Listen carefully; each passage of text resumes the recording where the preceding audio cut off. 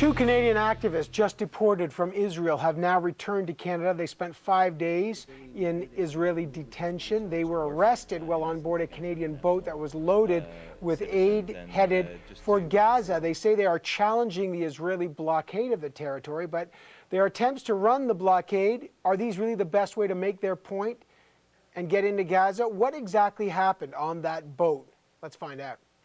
Joining me now, two of the activists and the organizers of the Canadian boat that attempted to make its way to Gaza, David Heap and Ehab Lotayef. Gentlemen, thanks so much. You were deported back here to Canada from Israel. You just got in this morning, I understand. That's right. David Heap, what happened to you when the boat, and both of you, what happened when the boat tried to run the naval blockade into Gaza? Well, we weren't running at that point. We had stopped because we knew they had overwhelming force of arms and we couldn't proceed. So the boat was stationary in the sea. They brought a military boat alongside with a mechanical lift. After several attempts, they put their mechanical lift at a height and several soldiers jumped on deck. Actually, one of them took a flip because they had wet the decks with the hoses of seawater, so they'd created a slipping hazard for them and for us. They came into the wheelhouse where we were with our captain and told us to back off 5 meters, which was physically impossible because there weren't 5 meters of space on the ship behind me. We said, both of us said, we're not leaving George, our captain, alone because we don't want to leave our friend alone with armed men. And they said, back off or I'll taser you. And then they pulled out their taser and they put it on my arm and gave me a nice big shock. Why did you guys decide to run a blockade that in the UN Palmer report said, and as you know, that it's a legitimate naval blockade because the UN has said that the blockade is legitimate because Israel is trying to stop weapons from getting into Hamas's hands in Gaza. Why try to run the blockade? Actually, the blockade is not legal. The UN experts, human rights experts, after the Palmer report came out, said that the blockade is not legal, it's not justified, and it's inhumane. And the blockade amounts to collective punishment of the people of Gaza. It denies them their humanity. It denies them their ability to live a normal life. And thus, we as a civil society from all over the world don't accept these arguments of Israel and don't accept that the blockade is needed and don't accept that the blockade is a solution in any way.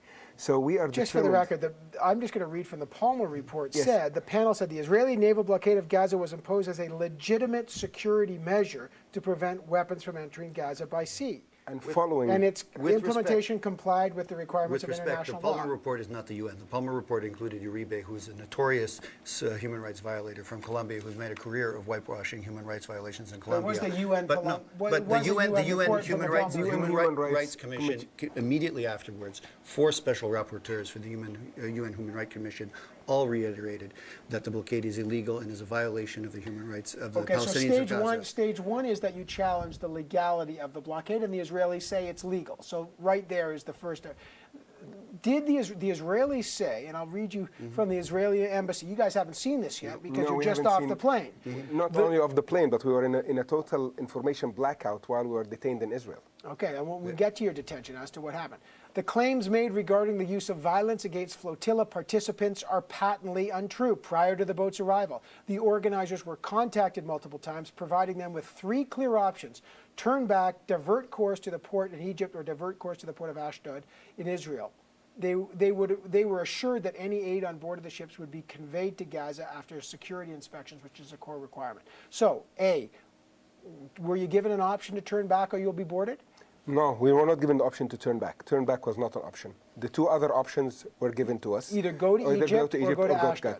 Our position, again, is very clear. The blockade itself should not exist. The blockade denies the people of Gaza their humanity. And all what we are doing is to challenge that blockade. We don't believe that the blockade should exist. We don't believe that the blockade is a solution to anything. I know you don't believe in the legality of the blockade, but I'll just read what they say. The IDF is prepared to board ships using the most effective and non-violent methods. We're committed to enforcing the security maritime blockade, and we had extensive planning that led up to the intervention.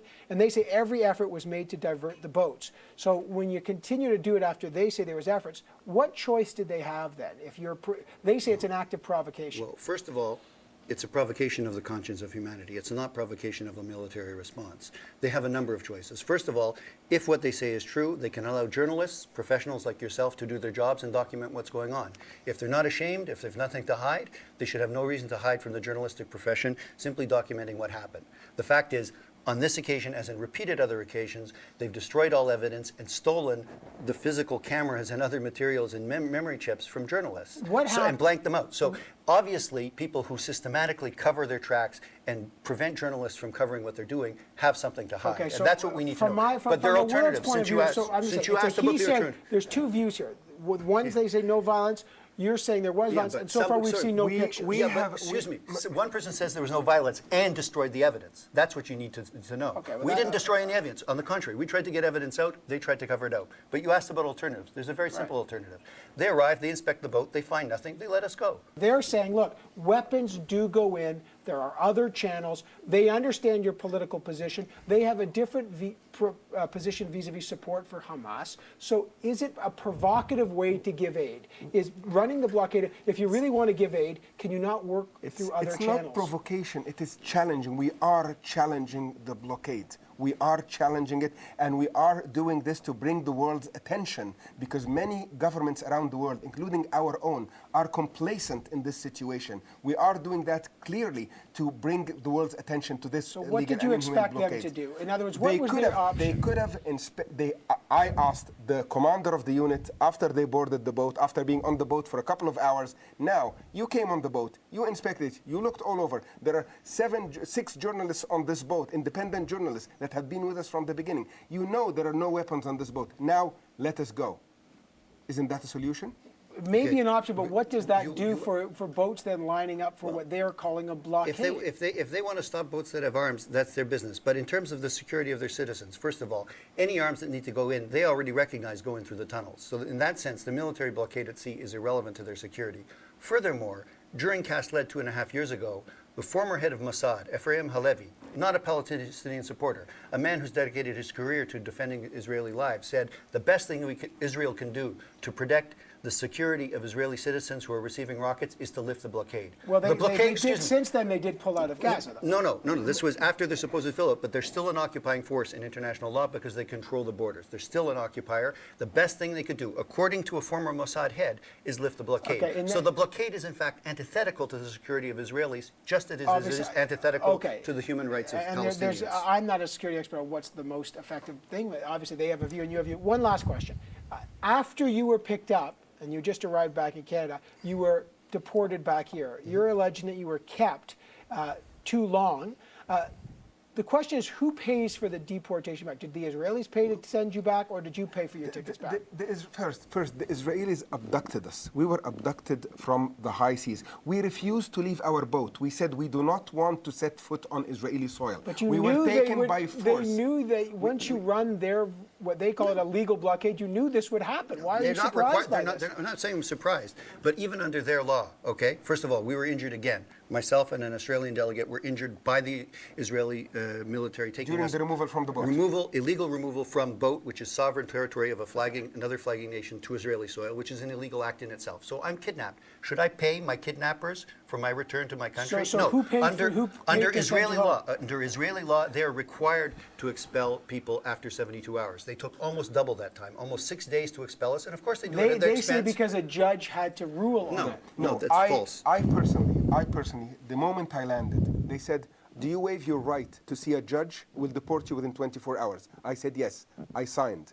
When did I leave? 6 days later with everybody else. Look, the problem was that some people might look at this and say, wait, just somebody might look at this and say, what did you guys expect? You take a boat running a very controversial blockade. You know the Israelis are going to come. Did you expect them to take you off the boat and then put you on a plane and fly you home just like that? I mean, what do you expect? That's what their law says. Their law says they're supposed to do it within 3 days, but they don't even respect their own laws. This is a lawless state which doesn't respect either international law or their own domestic laws. Given what's happened, have you been satisfied with the Canadian government's response? They've essentially said to you, you knew the risks of what you were going to do. Absolutely not. You know what we were satisfied with? We were satisfied by the consular services of the Canadian embassy in Tel Aviv. The people that helped us out there were very professional, and they acted as civil servants really how they should. The political response of the Canadian government is shameful. If you compare what the Canadian government is doing and what Minister Bird is saying to what the Irish minister and foreign ministry is doing, we really regret that Canada's taking this position. And what we have now is a minister who claims to be tough on crime in Canada, but is soft on crime on the international scale when those crimes are Israeli crimes. Will you do it again? In a heartbeat. In a heartbeat. I'm back there for the next flotilla. Freedom waves will continue until the blockade of Gaza is ended. Whether I'm on a boat or in a support function with a campaign, we keep going. They try to bully people and intimidate people into not going. Okay. It has the opposite effect. There were 3 Irish last year. There were more than a dozen Irish this year. There were 3 Canadians last year. There were more of us. There was a Canadian boat this year. All right, David Heap, Ehab Lotayef, I appreciate your time. You're just back from this, and I appreciate you telling us your story. Thank you so much. Thank you. Thank you.